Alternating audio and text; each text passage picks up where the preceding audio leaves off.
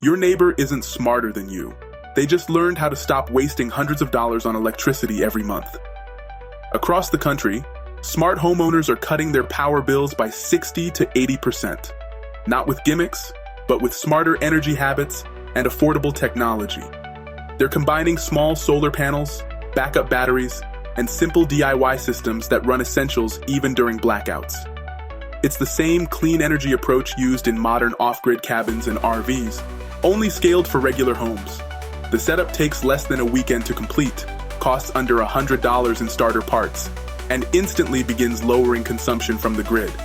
No noise, no smoke, and absolutely no long-term contracts with utility companies. While most people complain about rising prices, others are quietly gaining independence, one smart step at a time. So if you're ready to keep more of your own money and live a little freer, start with the guide link below and see how much you can save.